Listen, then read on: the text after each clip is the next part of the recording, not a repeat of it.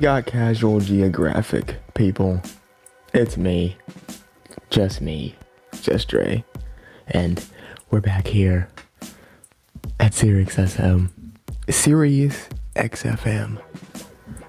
Excuse me, technical difficulties. We're here again. Back to your regularly scheduled programming. Let's get it. That's all I gotta say. Thank you for watching. Appreciate you for listening in, listeners. We're in here. Bro, I always like learning these things, even though I probably will forget them almost immediately, because I forgot all of the other ones. But, you know, that's why you save them, so that you will never forget them. It's not that bad, I can explain. You need to, because what the hell is that? Yeah, that's what they're supposed to look like. This is what they look like all grown up. Those markings help the parents decide which chicks to feed and which chicks to let die. And that's because some birds will lay their egg in the nest of another and let the other bird raise their baby. Matter of fact, you know the first 4 letters of the word cuckoo? This is where that term comes from. So those specific markings help the mother avoid feeding a chick that isn't actually hers. And oftentimes, it's a chick with the brightest markings that gets the most food and attention from the parents. It's not racism, but it's in the area code. Once the chicks become old enough to feed themselves, the birthmarks start to fade away. I hope so. Only problem is some brood parasite chicks have evolved to have similar markings to the others, which tricks the parents into feeding them as well, which usually screws the other demigorgons in the nest in the process. Because sometimes evolution means you just get cuckooed, but you know, with the O silent. Moral of this video, work smarter, not harder. Here's a quick vision test. You have 3 seconds to find it starting now. Well, I can see it. Is that a 3-headed snake? Time's up. If you counted 3 snakes, you're wrong, because those aren't snakes, that's actually a moth. Specifically, it's an atlas moth. And at almost 10 inches long, they're one of the largest ones out there. They're one of those animals nature told to f*** off, because in their adult form, they can't eat because they don't have a mouth. Once they're fresh out the cocoon, they only live off whatever fat they already stored. Their only purpose in life is to make more of themselves and nothing more. Which is why nature's Xerox will just sit in one spot and wait for a male to come along and do his part just so the female can lay her eggs and die. These moths have at best 2 weeks before their expiration date, and since flying around and wasting energy only speed runs them through life, they just find a nice spot and sit there and move as little as possible. So to protect themselves and eventually the eggs they lay, they use their wings to cosplay as snakes to scare off anything that could be a threat. Well, that's amazing, because their life 3-headed snake. Their eggs are ready to hatch and continue the generational jihad that is their existence. If God has favorites, this moth ain't one of them. Dumb squirrel, no. I can explain. Bro, it's not what it looks like, but it might be. So far? It's actually Jesus a marine Christ. bristle worm called a polychaete. This deep-sea worm was pulled from the bottom of the ocean by a fisherman who swore this demonic garden hose was smiling. The worm then proceeded to turn its face inside out. And that's because what looks like its head is actually a retractable pharynx. By the way, that's where yours is. These worms will regurgitate their own pharynx and then push them out their mouths to grab food and then suck it and whatever it caught right back in. Also, bristle worms are scavengers, meaning they eat all the things you would normally flush down a toilet. Now this is the part where I tell you they're not as bad as they look and they're completely harmless to humans. You're not gonna say that. They bite when they feel threatened, and the bristles can penetrate your skin like cactus spines. Since the spines can be difficult to remove by hand, it can lead to an infection if you don't get them out. Also, they can grow to 2-3 feet long and sometimes more. All that while looking like an uncircumcised paralysis demon. Have you ever heard of the headless chicken monster? This Because if you video haven't, I already. can guarantee it's not what you think. This is a Nypniastes, and it's actually a type of deep-sea cucumber. And when I say deep, I mean you'd have to dive up to 16,000 feet just to see this aquatic prolapsed anus in its natural. But if you ever dive that deep, the V would become silent because the water pressure would evict your lungs out of your mouth and turn your skeleton into paper mache. But the headless chicken has no bones and therefore no worries. They range in size from about 4 to 10 inches. How long it actually is depends on whether it's a man or woman measuring. If it's a guy with the ruler, it might magically gain an extra 2 inches. They're able to use those wings to swim above the ocean floor, which they do to avoid predators. Joke. Also, a lot of them are bioluminescent and they'll light up if you touch them. If you harass them too many times, their entire body lights up. And the reason is, even though it exposes itself to the entire ocean, it also reveals the position of the predator attacking it to a possibly bigger predator. Basically, if it goes down, it's taking you with it. Which is pretty creative, considering most cucumbers just eat their organs out their anus and use the emotional damage as a security blanket. The more you know. I do not care. The blobfish is ugly in any form. So let me see if I got this right. You and me, we do a collab together. Make a nice little video, you know, for the people. And then you turn around and slander my child? Bet. This thing looks like an anxiety attack. Looks like ADHD on DMT. It's an identity crisis come to life. That is the look of an animal tragically unaware of its purpose in the world. Can someone please explain to me how a fish that lives underwater still manages to find a way to have chapped lips?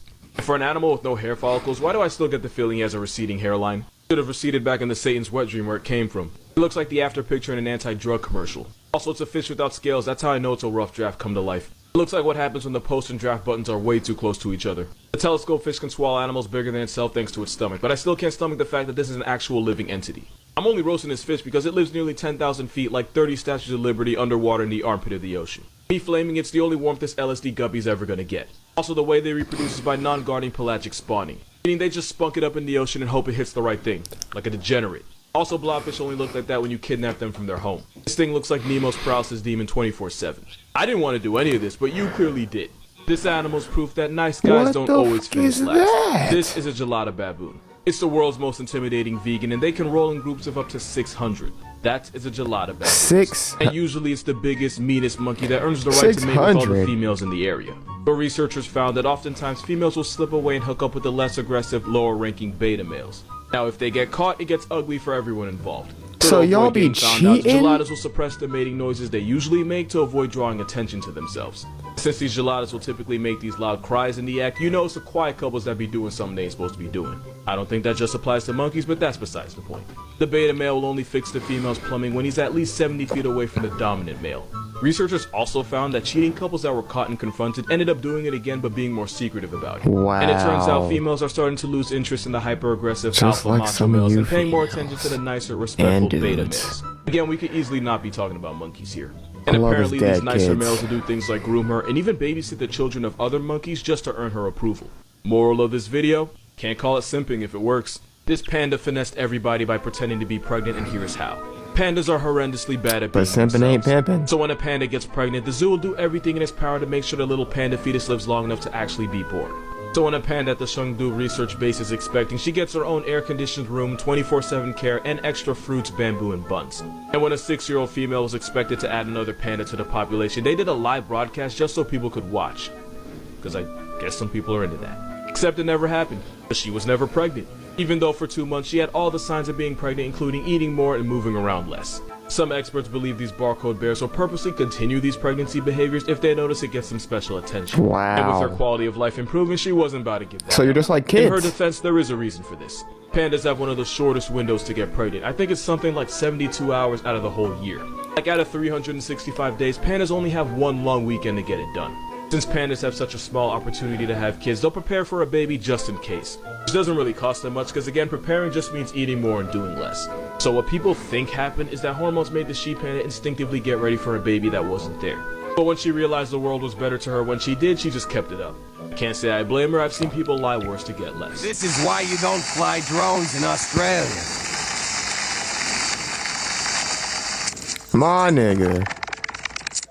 One of the biggest threats to an Australian way of life is the wedge-tailed eagle. They're the largest birds of prey down under and can have a wingspan of 7.5 feet. You just gonna take out a drone? Which makes this bird a Yao Ming long. One of these steroid tweeties allegedly had a wingspan of over 9 feet, and I'm only saying allegedly for my own mental health. They're insanely territorial and will attack virtually anything with a pulse. That includes this man's $80,000 drone that got Falcon punched out of the sky. That's an NYU tuition's worth of drone that got put in the back. These birds have been known to run fades with sheep, kangaroos, dingoes, 18-wheelers, children. If there wasn't a picture, nobody'd ever believe it. And if you ever go paragliding in Australia, just know you're playing Russian roulette with a shack-sized Jurassic reject. Moral of this video, Australia is just Satan's jungle gym. If I gave you 100 guesses, you still probably wouldn't guess the animal that cost this man his leg. So the story goes, in 2014, a wild animal was terrorizing a local village and charging at anyone that got too close. While trying to capture it, officials chased the panicking animal onto the property of this man, Juan Chi. The animal immediately attacked him, brutally mauling him, and at one point crushed his right leg in its jaws. Guan described the mauling as easily the most painful thing he had ever experienced in his life. Villagers were able to get the beast off him, and the man was rushed to the hospital where he underwent 7 hours of surgery to save his leg, which looked like it was hanging on by a thread. Even after 8 surgeries and months in the hospital, Juan was told that there was a chance his leg would still have to be amputated. Damn. All that because he picked the wrong day to be near a panda. Yeah, a panda did this. Side note, I feel like y'all forget that panda bears are still very much bears. But what you might not know is because pandas spend 10 to 16 hours of their lives eating bamboo every single day, they have some of the strongest jaws of any mammal. Jesus Christ. For reference, it's the same reason gorillas technically have a stronger bite than grizzlies. And it's why a motivated panda can make your arms see-through. And because bears usually go for the lower body, panda fades have resulted in torn ligaments, broken ankles, broken legs, and even ruptured tendons. Moral of this video, never trust an animal with the color scheme of a barcode, they're usually on demon timing. Friendly reminder that no matter how bad life gets, you will never be this snail. This is Jeremy. Jeremy was a garden snail with a mutation that made his shell coil to the left instead of the right. And because his organs were also in the wrong direction, he couldn't mate with other snails. And scientists spent years, like actual years, trying to find another lefty snail so Jeremy wouldn't have to die alone. There was even a viral hashtag #LeftySnail to help find Jeremy another. Really? Eventually they found two possible options, one from England, one from Spain, all with the same 1 in a million lefty mutation. But then the two snails ignored Jeremy and started mating with each other instead. In people's terms, it's like if the Bachelor ended in an orgy that he wasn't invited to. The two snails made about 300 babies together, and Jeremy was responsible for exactly none of them. Eventually, Jeremy was able to find another partner, and this time he did make it to the end zone. Then he died, and none of his 56 alleged children had his mutation. I say alleged because it turns out his partner actually mated with snails before him, so we have no way of knowing how many of the children were actually his. Rest in peace, Jeremy, because God knows he ain't get to when he was alive. Respect to Jeremy, man. Jesus Christ. Jeremy had it rough. How you finally get in there and then die? Like that. That's terrible. Listen, that video was freaking disturbing as hell, honestly. Especially the first part of that shit. Like, Jesus Christ. Australia and them spiders. You know what? Fuck Australia. Okay? Like, y'all boys have it rough down there in that wilderness. If you like the video, like, comment, and subscribe. You know the deal, because you would have done it already.